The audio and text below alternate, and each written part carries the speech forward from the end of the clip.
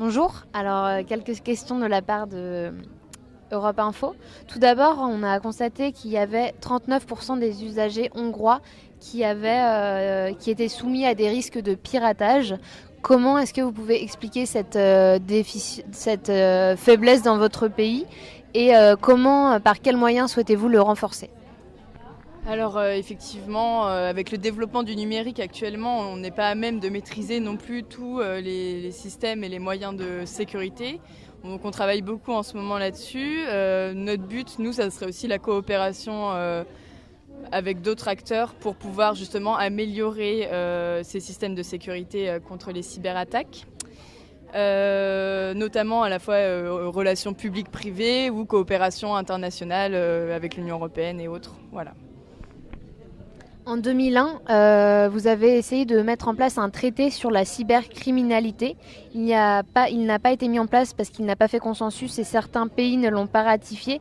Est-ce que la cybercriminalité va être une de vos priorités dans ces négociations?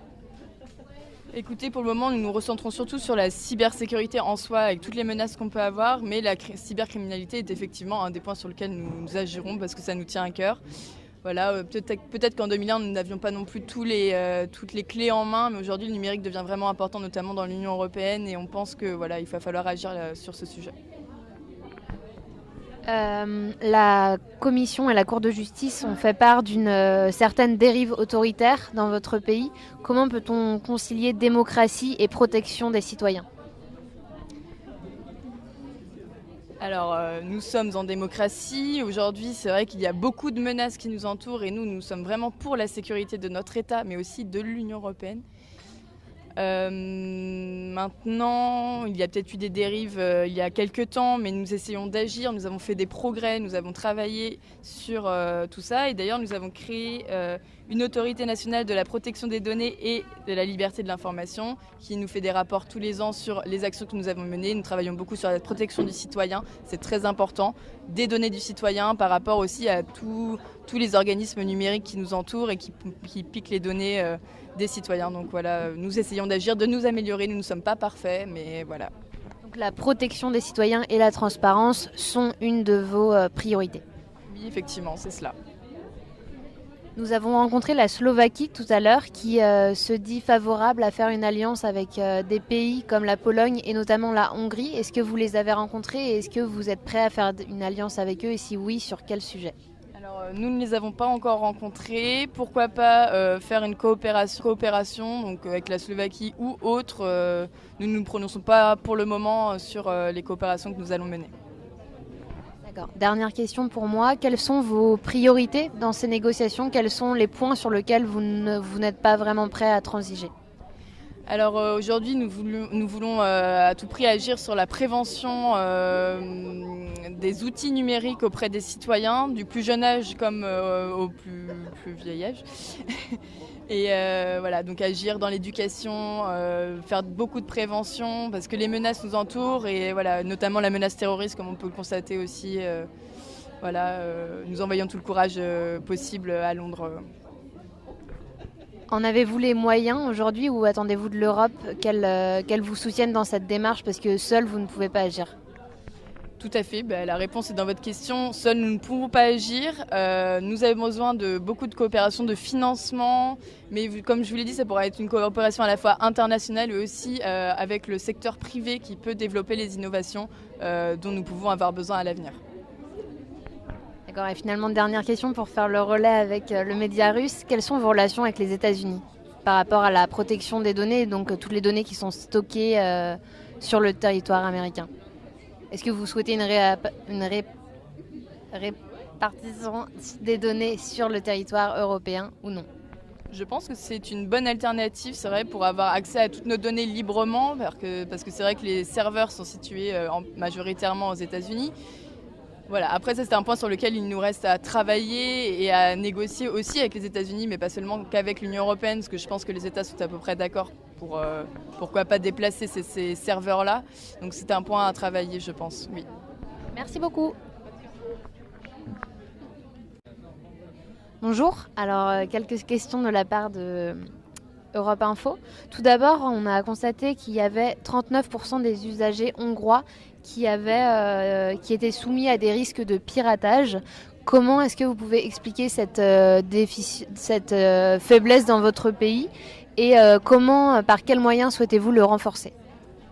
Alors effectivement, avec le développement du numérique actuellement, on n'est pas à même de maîtriser non plus tous les systèmes et les moyens de sécurité. Donc on travaille beaucoup en ce moment là-dessus. Notre but, nous, ça serait aussi la coopération avec d'autres acteurs pour pouvoir justement améliorer ces systèmes de sécurité contre les cyberattaques. Notamment à la fois relations publiques-privées ou coopération internationale avec l'Union européenne et autres. Voilà. En 2001, vous avez essayé de mettre en place un traité sur la cybercriminalité. Il n'a pas été mis en place parce qu'il n'a pas fait consensus et certains pays ne l'ont pas ratifié.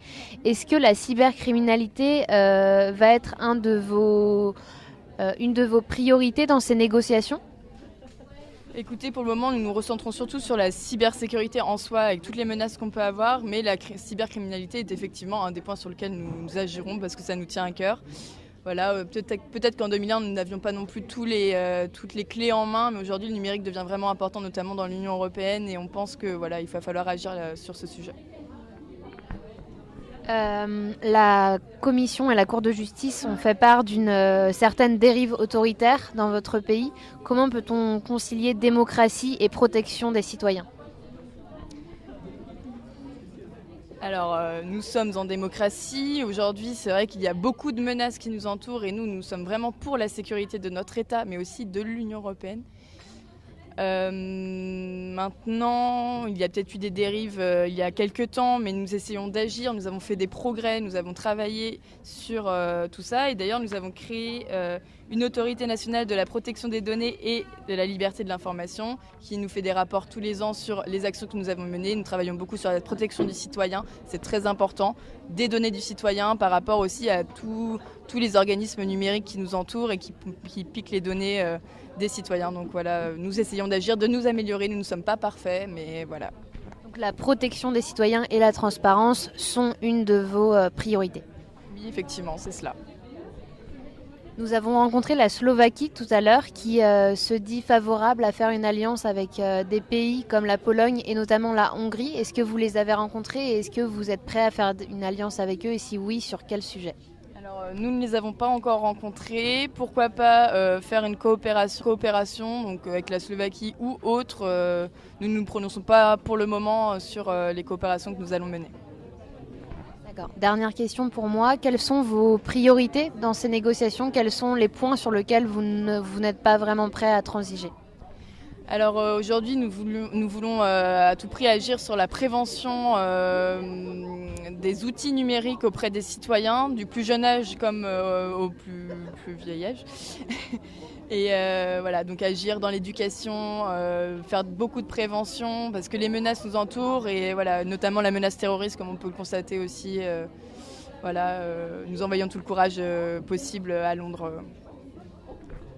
En avez-vous les moyens aujourd'hui ou attendez-vous de l'Europe qu'elle vous soutienne dans cette démarche parce que seul vous ne pouvez pas agir ? Tout à fait, la réponse est dans votre question. Seuls nous ne pouvons pas agir.